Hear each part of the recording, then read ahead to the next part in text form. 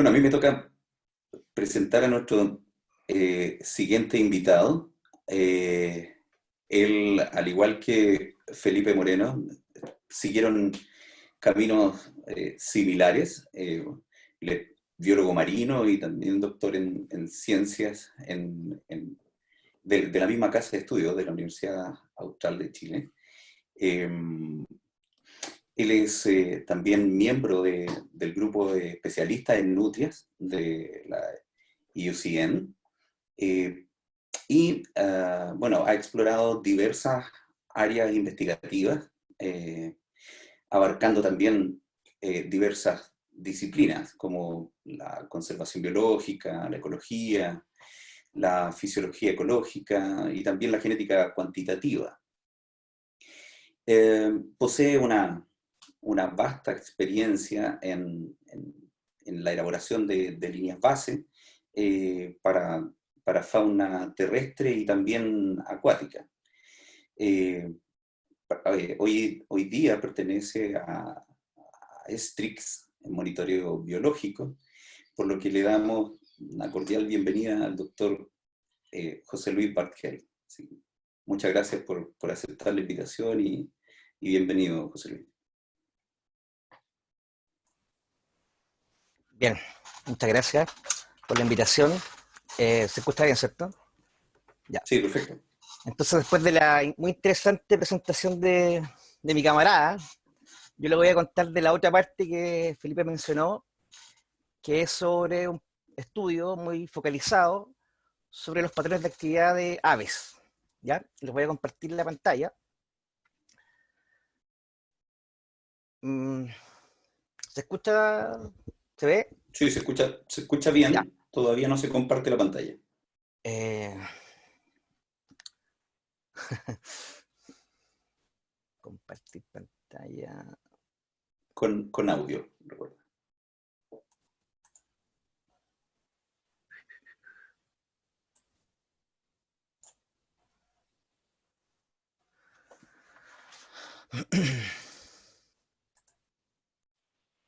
No tengo acceso al puntero, ¿cierto? Bien. Acá y acá. Por otro lado, también podemos hablar a una mayor escala temporal y hablar de patrones estacionales de actividad. Por ejemplo, acá está el número de ecualizaciones en el eje Y, ¿cierto? Y acá están los meses del año, desde junio a mayo, para dos especies de pájaros fantasmas, que son estas especies de aves, ¿cierto? Sudamericanas que se observan a veces en los postes de los cercos, por ejemplo, y se detienen jugando como al 1, 2, 3 momiaes. Y se observa claramente que estas dos especies tienen una mayor actividad en los meses correspondientes a entre agosto, por ejemplo, y noviembre, y que además esto se puede correlacionar con alguna variable ambiental, como en este caso, con la cantidad de lluvia. Por otro lado, y quizás de manera mucho más interesante, son los patrones temporales de tipo interanual. En este caso, en esta figura, se observa en la fenología migratoria de la golondrina común a la península ibérica desde el año 1900 hasta la actualidad, y claramente se observa, ¿cierto?, un cambio en el tiempo de llegada de esta especie. Y se observa, si consideramos, por ejemplo, la fecha de llegada que está acá en el pic de esta curva, se observa que la fecha de llegada ha pasado de ser desde más o menos como a inicio, digamos, estos 30 abril, ha disminuido hasta por lo menos más de un mes en los últimos 20 años. O sea, se ha adelantado la llegada de la golondrina a medida que ha avanzado el tiempo. Y claramente, ¿cierto?, los estudios de este tipo son muy importantes y necesarios para poder establecer ciertos cambios o efectos debido a cambios o modificaciones de las condiciones climáticas, como la ya bien conocida, ciertos efectos del calentamiento global. Bueno, pero ¿para qué estudiar estos patrones, cierto? Bueno, se sabe que estudiándolos se ha mejorado la comprensión que nosotros tenemos de muchas cosas, como por ejemplo Primero que nada, y es obvio, ¿cierto? ¿Cuándo es el momento más adecuado para monitorear las especies? Por ejemplo, si queremos monitorear una especie de anfibio que tiene su actividad reproductiva en septiembre, si yo voy en marzo a grabarlo, no lo voy a escuchar. También ha mejorado la comprensión sobre la evolución adaptativa de ciertas poblaciones y especies, también cuáles pueden ser sus restricciones filogenéticas.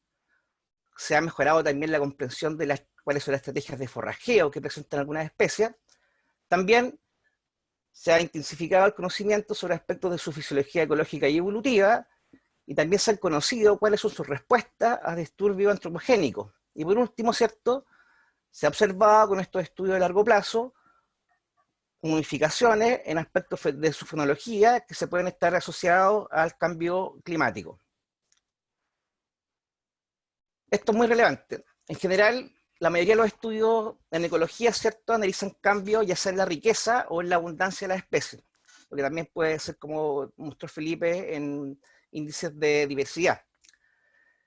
Sin embargo, estudiar patrones de actividad nos permite observar alguna modificación de ellos y por lo tanto obtener información que es mucho más temprana de respuesta a estos organismos frente a algún disturbio ambiental que podría anteceder a cambios en la abundancia y distribución de sus poblaciones. Por lo tanto, serviría como una llamada de alerta o de alarma.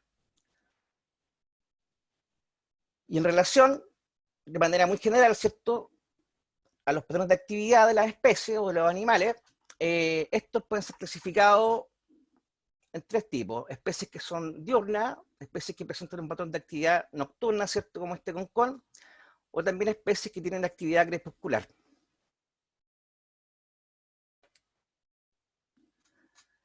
Bueno, ¿en qué lugar y cómo estudiamos estos patrones de actividad acústica?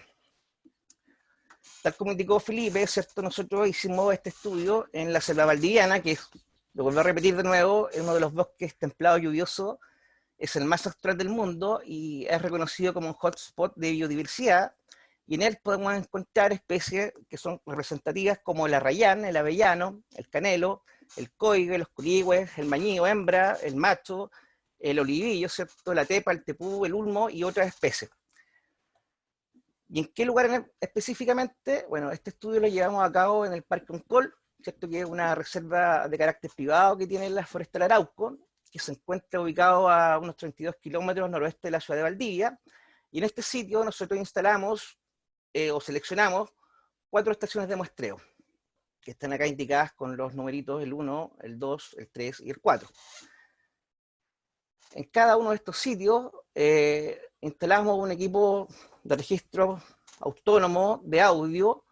En este caso fue un SM4, que habían otros equipos que instalamos también, y lo instalamos a una altura de aproximadamente 3 metros. Y es interesante, pero yo no he visto algo más que me ha llamado la atención en un bosque, ver a 2 tipos con una escalera de 3 metros en el medio del bosque.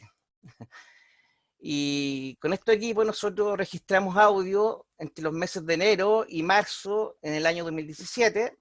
Las grabaciones o los equipos estuvieron configurados para grabar por 10 días continuos, durante 1 minuto cada 10 minutos, por lo tanto fueron 6 minutos por cada hora.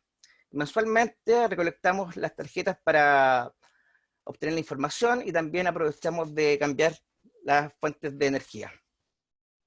Acá podemos ver cuáles fueron las 4 estaciones, ¿cierto? Son bastante similares. Y acá les voy a explicar un poco cómo procesamos la información. Bueno, en total nosotros obtuvimos alrededor de 1.400 archivos por cada una de las estaciones, y cada uno de estos registros fueron analizados a mano y a ojo, digamos, con el programa Raven, y registramos cada una de las especies que detectamos. Además, para poder indicar, ¿cierto?, cuál es el patrón de actividad, el amanecer y atardecer de cada día se estimó con una librería de R que se llama Suncal, y por lo tanto pudimos establecer el tiempo después del amanecer correspondiente a cada detección, es decir, transformar la hora en horas después del amanecer para cada uno de los registros que obtuvimos. Con estos datos nosotros elaboramos una matriz con el número de detecciones por cada especie, la fecha, el tiempo después del amanecer y a qué estación de muestreo correspondió. Bueno, este es un típico patrón de actividad donde en el eje Y, ¿cierto? Es la frecuencia de observación, pero en este caso, se me corrió acá, pero se observa acá en el fondo la frecuencia de vocalizaciones o la probabilidad de vocalización, ¿cierto? Y en el eje X está la hora, desde 0 hasta las 24, son las horas después del amanecer. En esta barra oscura está indicados los momentos que son de tipo crepuscular, y las líneas representan las detecciones de la probabilidad de detección de, en este caso, la especie X, durante los 3 meses que nosotros realizamos el estudio. Enero en la línea sólida, ¿cierto? Febrero en la línea con guiones, y en marzo la que parece más punteada. Y lo que se observa, ¿cierto?, es que aquí hay una mayor intensidad de uso en las primeras horas del día, y luego también en las horas cercanas al anochecer. También se observa que esta especie, en este caso, no hace uso de la noche, es decir, no tiene actividad nocturna.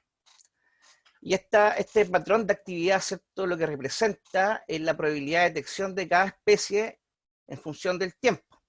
Y esto se hace mediante la estimación de una densidad de tipo kernel, que la hicimos utilizando una librería que se llama Overlap. Y luego, ¿cierto?, para determinar si esta especie es una especie nocturna, diurna o crepuscular, lo que tenemos que hacer es examinar su preferencia de las distintas horas y las comparamos con la disponibilidad de horas que hay en cada uno de los periodos, ya sea el periodo del día, de la noche o el periodo crepuscular. Con eso nosotros podemos establecer si esta especie selecciona o no alguna de estas categorías.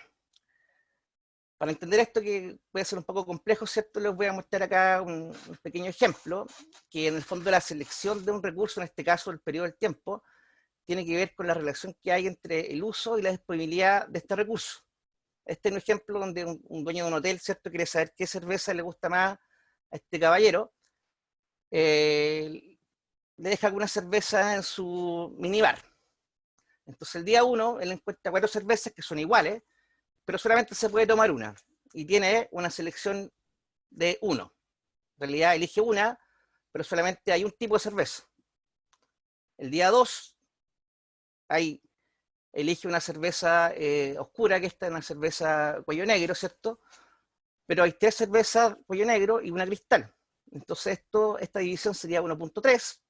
El día 3 deja una cantidad, es decir, una disponibilidad de cerveza en igual proporción, 2 cervezas cuello negro y 2 cervezas cristal, y el índice sería de 2. Y el día 4 deja solamente una cerveza cuello negro y 3 cristal, y este caballero se toma la negra.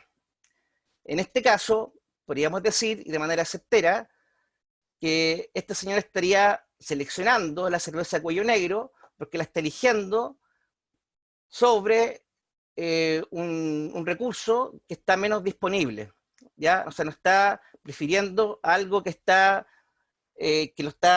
prefiriendo solamente porque es más frecuente, como en este caso, o acá, que está en igual frecuencia, pero en el fondo está eligiendo algo que está menos disponible. Entonces, se puede decir que él está seleccionando la cerveza negra, cuello negro, y por lo tanto, afirmar que le gusta más. Siguiendo con los resultados de este estudio, nosotros encontramos, acá hay una tabla donde se muestra, acá está el nombre común de la especie, el nombre científico, ¿cierto?, el orden y el número de registros que se observó en los meses de enero, febrero, marzo, y el total de registros. En total, nosotros pudimos detectar 25 especies, de las cuales las más abundantes en detecciones fueron el chucao, seguidas por el fiofío y el picaflor, y las menos frecuentes fueron el ducón y la bandurria, probablemente porque en realidad no deberían formar parte de las aves que están en un bosque valdiviano. De hecho, no deberían. En cuanto a la variación mensual de la actividad acústica de esta ave en este hábitat, nosotros encontramos que se ve que la actividad acústica tiene un patrón que algunas especies disminuye de manera drástica a medida que avanza el tiempo desde enero a marzo. Las especies con mayor detección fueron el chucao, el fiofío, el picaflor y el zorzal. Y como podemos ver acá, el chucao, el fiofío de manera drástica, disminuyó su actividad acústica al llegar marzo. Sin embargo, el picaflor mantuvo una actividad acústica similar en estos 3 meses. Si hacemos un zoom en este sector de la figura, lo que observamos es que, en este caso, la torcaza, la bandurria y el churrín de la mocha disminuyen drásticamente su actividad acústica desde enero a marzo. En cuanto a la clasificación de los patrones de actividad acústica de este ensamble de aves, nosotros encontramos que 19 especies fueron categorizadas como especies diurnas. La bandurria, el cachudito, el carpinterito, el cometocino patagónico, el jilguero, el tiuque, el tordo, la viudita, el picaflor, la torcaza, el churrín del sur, el fiofío, el chucao, el pitío, la castaña, el colilarga, el rayadito, el churrín de la mocha y la golondrina chilena. Por otro lado, encontramos 4 especies que fueron clasificadas como diurnas con cierta actividad crepuscular. Estas fueron el comecebo, el huet-huet, el diucón y el zorzal. También encontramos 2 especies de rapaces nocturnas, ¿cierto? Que fueron clasificadas como especies con un patrón de actividad nocturna, pero con bastante actividad crepuscular. Estas fueron el chuncho y el concón. Acá les voy a mostrar de manera general cómo se observaron los patrones de actividad para diferentes familias. Por ejemplo, en este caso, en la figura, se muestran los patrones de actividad de los paseriformes, de la familia Rhinocríptidae y Tiránidae. Acá arriba está el patrón de actividad, ¿cierto?, del churrín de la mocha, donde vemos que la mayor cantidad de actividad se encuentra en las primeras horas de la mañana, y también hay un segundo pic, una distribución, digamos, bimodal, cercano al atardecer, y no presenta actividad nocturna. Por otro lado, acá el fiofío, se observa que tiene una actividad más bien similar, es diurno, tiene actividad nocturna, pero no habría un pic excepto en los meses de marzo, que hubo una mayor actividad, digamos, durante a la mitad del día, digamos, al menos 6 horas después del amanecer. En la siguiente figura se observan los patrones de actividad, también de paseriformes, pero de otras familias, ¿cierto? Donde vemos acá en la parte superior el patrón de actividad del rayadito, también con un mayor pic de actividad durante las primeras horas del día, seguido por un segundo pic de actividad cercano al amanecer, perdón, al atardecer. También acá abajo se observa el patrón de actividad, ¿cierto?, del zorzal, y lo que vemos acá es que hay un mes que hay un comportamiento muy distinto de los otros 2 meses, que es el mes de marzo. Si ustedes se fijan, durante los meses de enero y febrero, la actividad es bastante similar durante el día. Sin embargo, en el mes de marzo hay un mayor pico de actividad acá, cercano a más o menos a las 6 horas después del amanecer. Y acá se encuentran los patrones de actividad de las aves que no son paseriformes. Por ejemplo, acá está el patrón de actividad, ¿cierto? Este es del carpinterito. Y vemos que la verdad es que el patrón no es muy claro. Si ustedes observan bien, no hay registro durante el mes de marzo, solo hubieron registro en enero y febrero. Y durante enero se observan, digamos, 2 pics, pero en realidad esta especie no fue muy frecuente en los registros. Por lo tanto, uno podría pensar que este patrón es un artefacto de la baja presencia de esta especie en los registros. Y acá, en la parte superior, aquí vemos la actividad de las especies nocturnas. En este caso aquí la del chuncho, donde vemos que hay un gran pic de actividad durante la noche, que es en este espacio, pero también durante las primeras horas de la mañana. ¿Ya? Y acá también, si usted se fija, hay un pic durante el crepúsculo. Por eso esta especie es categorizada mediante este análisis como una especie nocturna con alta actividad crepuscular. Lo mismo sucede con el concón, que es la especie que es el patrón de actividad que está aquí arriba, ¿ya? Donde acá es mucho más marcada la actividad nocturna. Bueno, ahora les voy a mostrar ejemplos de patrones de actividad de algunas especies. Bueno, acá está el conocido chucao. Les voy a mostrar el canto.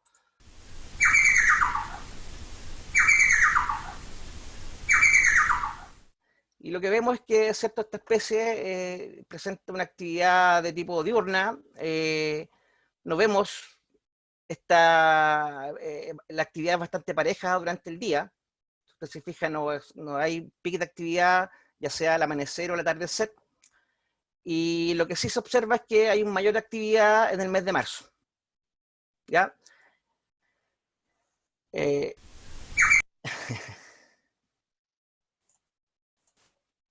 Acá. Acá está el patrón de actividad de la castaña. Este es su canto.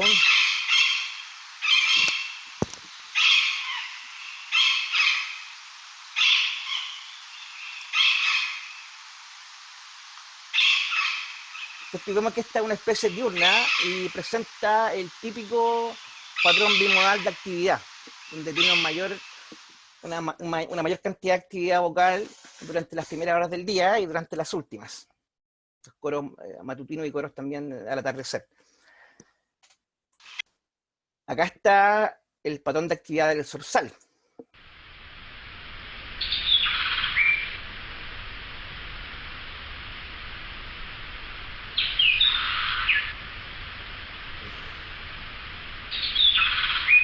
Nuevamente esta es una especie diurna, si bien presenta alguna actividad durante el crepúsculo, principalmente acá, ¿cierto? Y se observa que el patrón de actividad durante el mes de marzo es bien extraño.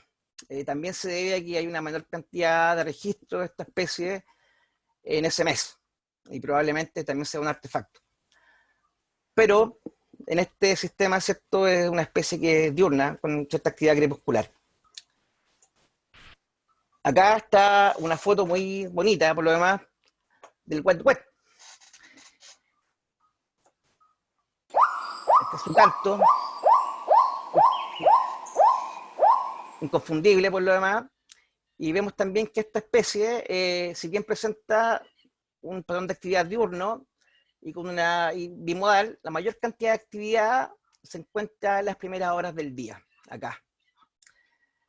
También se observa que su patrón no se modifica a lo largo del tiempo, es decir, es bastante similar entre enero y marzo.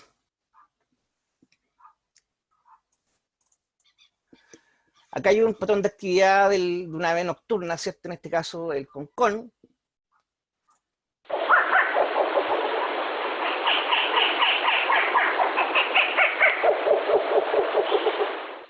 Lo que se observa acá es que esta es una especie con hábitos nocturnos, ¿cierto? Pero también presentó algunos registros durante el crepúsculo e incluso durante las primeras horas de la mañana.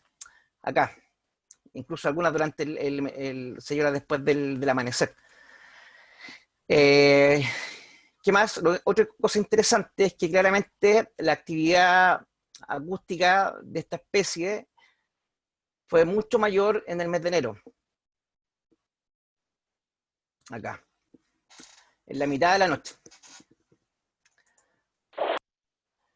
Y por último, para concluir, ¿cierto?, les puedo contar que en este estudio nosotros encontramos la presencia de 25 especies, aunque se describen 44 para el bosque templado.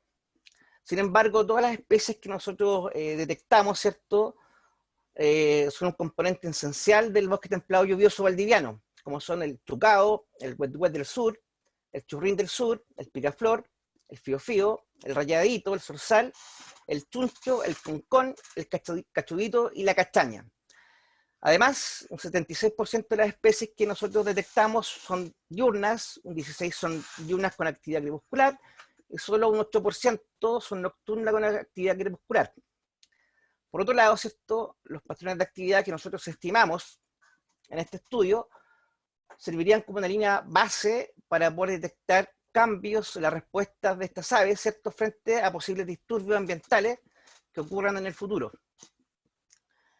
Y me gustaría acá recalcar lo siguiente.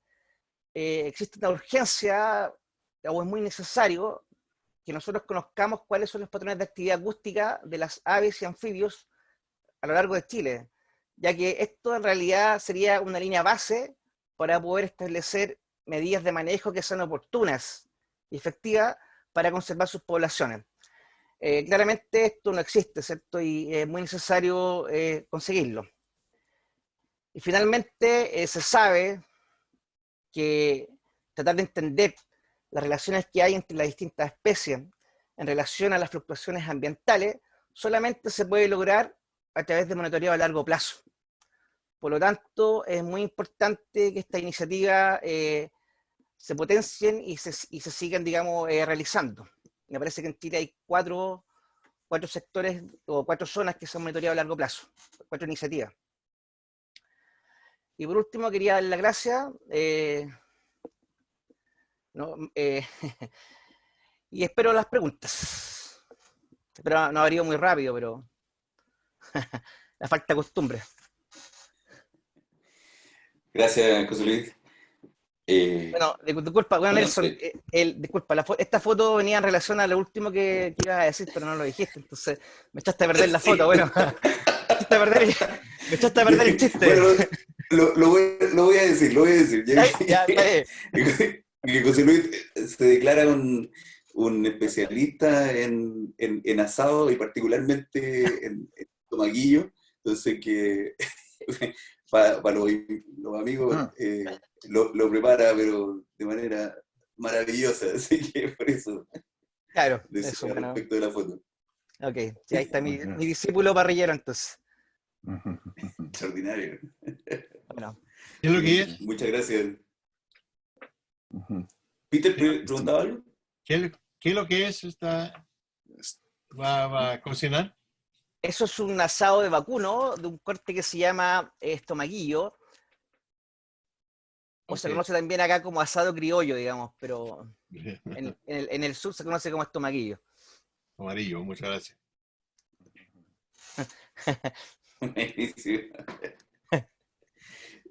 Gracias, José Luis. Bueno. Está levantando la mano Iván Hinojosa. Así que adelante, Iván, si quieres. Ahí estamos. Muchas gracias, José Luis, por la presentación, súper interesante también. Aquí estoy aprendiendo de ecoacústica terrestre o aérea, que lo encuentro genial también, y creo que hay varias cosas que tengo que aprender todavía.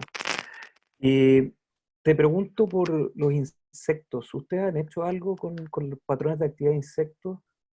Si es que tienen estos patrones crepusculares o nocturnos cuando los pájaros se van a acostar, entre comillas, que aparezcan más vocalizaciones de insectos o comunicación. Bueno, tenemos registro cuando muestra estas investigaciones, tenemos registro de insectos. No sé si Felipe ha analizado algo, pero están, digamos, aparecen bastante. No sé si Felipe puede aportar en algo eso, si ha analizado algo, si ha visto, por ejemplo, se podría justamente ver sobreposición de los cantos de estos insectos con alguna especie. Esto te lo pregunto porque acabo de publicar el paper de los patrones de actividad de peces y invertebrados en Isla de Pascua a través de buceo, donde encontramos que hay un recambio de especies durante el día y la noche de peces, en peces, y disminuye la riqueza de especies durante la noche, y el patrón es inverso en invertebrados. Tú tienes muy pocos invertebrados durante el día, y durante la noche aparecen muchos. Entonces, y está ese patrón inverso que podría ser por evasión de depredación, estos patrones que están ocurriendo, pero el patrón existe. Entonces está interesante ver si es que en tierra ocurre algo similar. Y ahí se me empiezan a ocurrir otras ideas también con defensas químicas de los árboles, y ahí ya precioso el tema. No sé qué me pueden decir de los insectos, si hay algunos estudios o... Nosotros no, o sea, aparecen en los registros en frecuencias altas. Tenemos la impresión, ¿cierto?, que son ortópteros, Y la verdad es que sería bien fácil hacer el análisis haciendo esta idea como de la banda de frecuencia, porque no vocalizan otros animales en esa banda, quizás los murciélagos, pero no creo que sea tan importante el solapamiento. Entonces uno quizás podría hacer un análisis relativamente, no sería tan difícil de hacer. En general, Genial. bueno, Andrés ha hecho él ha sido el que más ha estado revisando a mano estos registros, y él ha encontrado que hay al menos como 2 tipos de cantos diferentes, de vocalizaciones, o no, perdón, de señal acústica, ¿cierto? Son cantos probablemente tal. Sí. El Francisco Rivas creo que está haciendo algunas cosas con los insectos, pero nosotros no lo hemos abordado en profundidad en realidad. Pero sí, Porque ahí se muy pone interesante. interesantísimo. Sí. Exacto. Eso, muchas gracias. Gracias, Iván. Alexis Dañino, por favor, adelante. Hola, hola. Ya. Sí. La cebra valdiviana debe tener miles de años, o no sé, muchos años, yo me imagino, y tiene como cambios naturales que deben ocurrir, así como un glacial milenario ocurren de manera natural, cambios.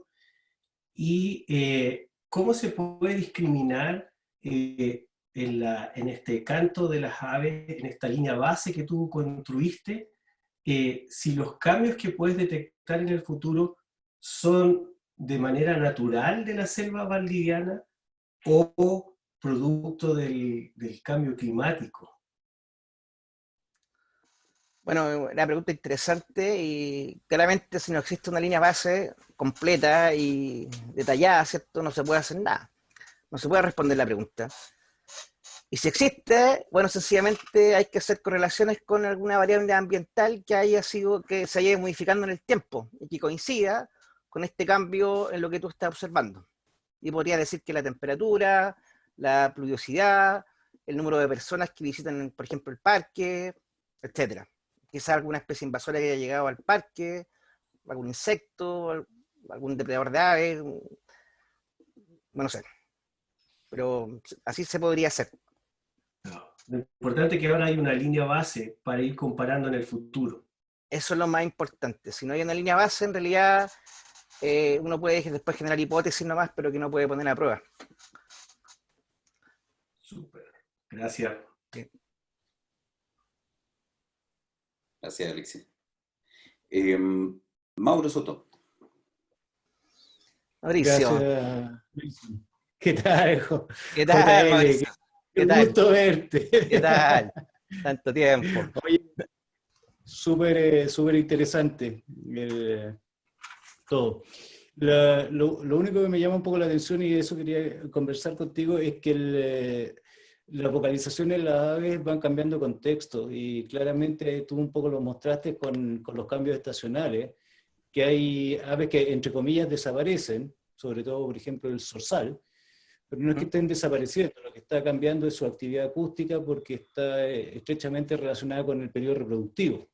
Correcto. Entonces, ¿cómo puedes lidiar con eso, o cómo puedes corregir el efecto del periodo reproductivo cuando estás haciendo este tipo de análisis de patrón de actividad, pensando en las vocalizaciones reproductivas? Sí, yo creo que sencillamente primero habría que saber cuándo es la época reproductiva, cuáles son los llamados de tipo sexual, ¿cierto? Poder identificarlo y establecer si este incremento o decremento de la actividad vocal está asociado o no a una actividad reproductiva. Por ejemplo, si tú sabes que el zorzal tiene una actividad reproductiva alta en los meses de verano, por ejemplo, pero sin embargo tú notas un aumento de la actividad en julio, sería raro pensar que es por una actividad de tipo reproductivo. Claramente, la única forma de hacerlo es conociendo aspectos de su ecología y biología. Sí, asociado a lo mismo, ¿no han tratado de hacer muestreos más continuos a lo largo del tiempo, de un año entero o meses intercalados? En Coriñaco hicimos uno hace un tiempo, no sé si te recuerdas. Ahí está, No, ahí, sí me está acuerdo, la, ahí está la respuesta.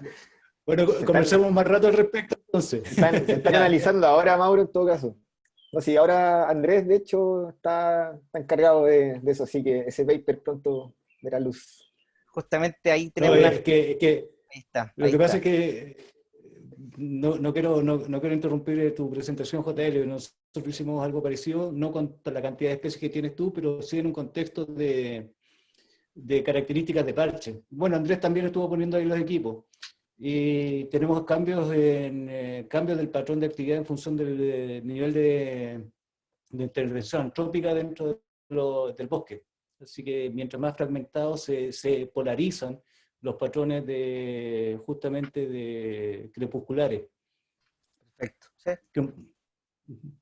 Tiene sentido porque además hay más luz, ¿cierto? Cambia más la intensidad de la luz durante el día, digamos, el mayor efecto de la luz sobre el sector, ¿no? Así en un bosque, donde si bien hay cambio en la luminosidad y temperatura mucho más estable.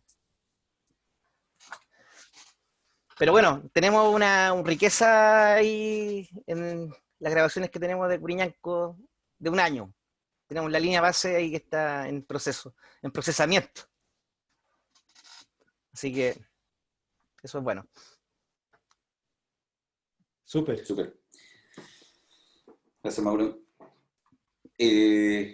No hay más manos levantadas. Yo tampoco tengo preguntas por acá en el chat. No sé si tú, Felipe, tienes alguna pregunta. Peter está levantando la mano. Ah, perfecto. Está con el audio silenciado. ¿Quién lo silencia? Ahí está. Un comentario nomás. Todo el mundo, incluyendo yo, estamos siempre pensando en hacer una grabaciones más larga y más larga para tener más pájaros o ranitas que estamos tratando de ver. Pero nosotros acabamos de terminar un paper con Rafael Márquez y otros, donde hicimos un snapshot de 3 días, algo muy corto, para ver cómo es posible saber, qué saben, qué podemos saber en 3 días comparado con digamos, una grabación de meses o algo así. Y no es tan diferente, es diferente, pero no es tan diferente, es solo una otra manera de afrontar este problema. Quisiera mencionar nomás. Gracias. Sí, me imagino que si uno se enfoca en la riqueza de especies, por ejemplo, claramente con un snapshot de 3 días sería suficiente, pero en este caso, si bien hubieron 3 meses, por ejemplo, el carpintero negro solamente se obtuvo en un registro. Por lo tanto, ni siquiera lo pusimos en los patrones de actividad. Entonces, claramente hemos tenido mucha suerte para, durante 3 días al azar, haber tenido el registro del carpintero. Suerte, claro. Claro, y claramente, mientras la especie, ya sea porque es menos abundante en el hábitat o porque vocaliza menos, es mucho más difícil construir su patrón de actividad. Por un tema netamente estadístico. Sí. Algo, claro. Sí. Oye, José Luis, ¿ha publicado estos resultados en alguna parte? No, esto lo está trabajando Felipe con nosotros por ahora y me imagino que estará a punto de publicarse pronto. Ya, me interesa mucho leerlo cuando lo tienes. Muchas gracias. Bueno, gracias a ti. Yo tengo una pregunta que me quedó pendiente para Felipe antes y la verdad que no encontré dónde levantar la mano. No, lo que le quería preguntar a Felipe es cómo se imagina él el uso de los índices de diversidad acústica en el estudio de la biodiversidad en el futuro, según, digamos, partiendo desde los últimos 5 años o 10 años atrás, pensando en el futuro, donde se ha masificado el uso de equipos autónomos, las capacidades de los computadores han aumentado, ¿cierto? Y se observa una tendencia global. Mi pregunta específica es cómo se imagina él o cómo le gustaría a él que esto ocurriese en Chile o en Sudamérica. Bueno, ahora están saliendo estos equipos, ¿cierto? Que tienen conexión por internet de forma inalámbrica, entonces idealmente sería tener algún tipo que estuviese con registro continuo y que uno pudiese tener la información en vivo y en directo, ¿cierto? Pero eso yo creo que prontamente va a ocurrir. Pero sí creo que hay que buscar un índice, quizás tenemos que desarrollarlo nosotros, porque importar índices que se han desarrollado en otras partes quizás no es la mejor opción. debido a que las características acústicas de los ambientes de acá son diferentes. Tenemos una riqueza menor. De hecho, el índice que se correlacionó bien con las aves es un índice que está asociado al índice de Gini, que es un índice de inequidad en el fondo. Inequidad, claro. Claro, no es lo contrario, y eso nosotros lo interpretábamos que era porque las aves en Chile vocalizan en un rango relativamente acotado de frecuencia, entre los 2000 y los 5000, 7000 Hz la mayoría. Entonces, en el fondo, si uno tiene un espectro más amplio, ¿cierto? Esa banda relativamente estrecha de frecuencia donde están las especies. Entonces, yo creo que hay que desarrollarnos acá. Entonces, para eso, bueno, justamente el set de datos de Curiñanco lo estamos analizando con varios fines, entre esos tener las tendencias anuales, pero también tener la caracterización de todos los componentes acústicos que hay a través de un año, y ahí quizás empezar a jugar con estos archivos hechos de forma artificial, ver qué índice podría representar la variación que hay en los registros. Entonces, yo creo que va para allá. Pero yo creo que es algo que tenemos que, en el fondo, hay que desarrollar acá, ¿sí? Con las características que hay acústicas que vemos acá en esta zona. Bien, gracias. Nelson, ¿puedo acotar algo? Por favor, adelante. Oye, no, solamente como comentario un poco parecido al de Peter. El año pasado, no, hace 2 años ya, como pasa el tiempo, estuvimos trabajando en Isla Riesco y pusimos los equipos acústicos para poder hacer medición de biodiversidad, pero aproveché la coyuntura de poner a prueba haciendo puntos de conteo fijos. Entonces, para poder calibrar definitivamente la cuantificación de aves a partir de los equipos acústicos versus los censos visuales auditivos. De las cosas entretenidas que salieron es que en general los equipos acústicos rescatan mayor diversidad que los censos de muestreo de puntos fijos, y que efectivamente aparecen especies que uno no logra rescatar cuando está ahí en el presente, pues simplemente porque tienen baja ocurrencia, como los carpinteros negros. Y lo otro interesante es que también encontramos correlación entre la frecuencia relativa de ocurrencia de los cantos y la abundancia cuantificada por los censos directos. O sea que efectivamente con la forma tradicional de contar las aves en los registros acústicos igual tenemos una muy buena aproximación a la diversidad general, al menos en los meses de primavera-verano, que fue cuando nosotros mostramos.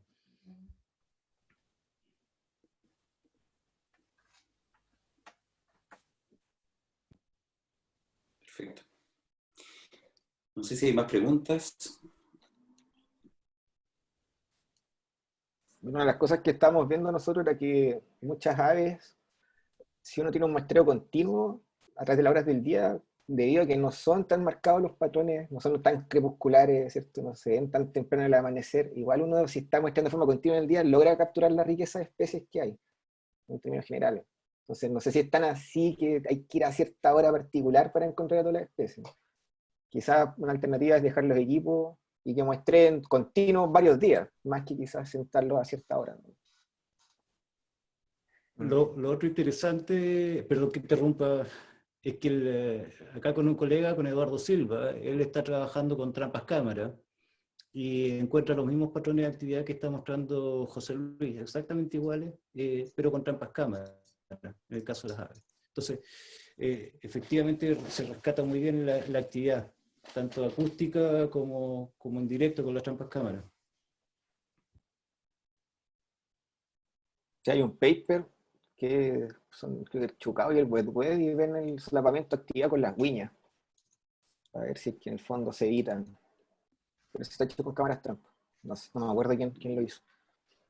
Sí.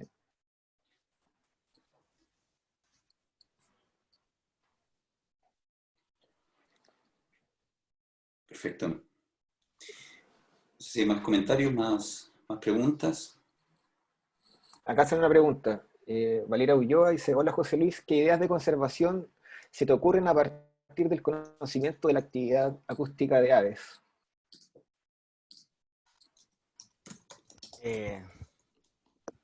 Ideas de conservación.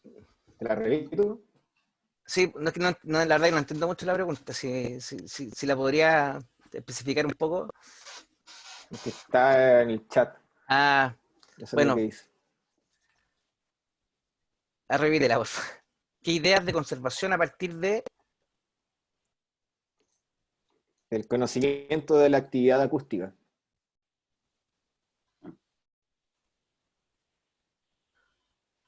Bueno, sencillamente pensando en alguna especie que esté en alguna categoría, ¿cierto?, de conservación y que queramos resguardar su por ejemplo, época reproductiva, conociendo en qué momento se encuentra esa especie de actividad, ¿cierto?, ya sea durante un día o incluso en meses del año, uno podría restringir el acceso a donde esa especie presenta su actividad reproductiva, por ejemplo. Eso se me ocurre como una aplicación del conocimiento de los patrones de actividad, en este caso vocal asociado a la actividad reproductiva.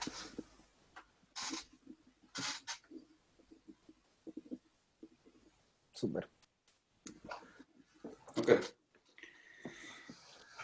¿No hay más preguntas, Felipe? No. Yo quisiera hacer el último comentario, es que yo creo que finalmente hacer reconocer automatizados para todas las especies es casi imposible, ¿cierto?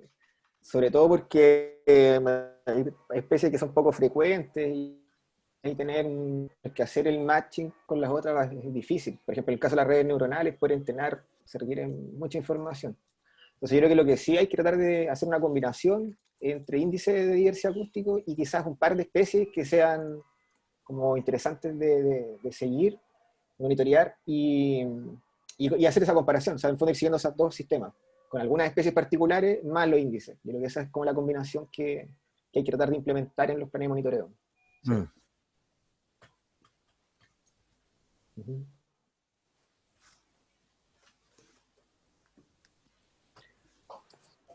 Muy bien, muy bien. Bueno, gracias a José Luis, por supuesto, y a su próximo también asador, la descendencia. A Felipe, muchísimas gracias por esta sesión de monitoreo acústico y los dejamos invitados para la próxima semana a nuestra sesión de finalización de este ciclo de charlas Chile Bioacústica 2020, en donde estará Fernando Godoy de Sonami y nuestro querido profesor Mario Pena. Nos estarán deleitando con extraordinarias charlas. Así que los dejamos a todos invitados. Muchas gracias. Chao, gracias. Chao, muchas gracias. Cuídense. Vamos, bro. Bien. Bien. Adiós.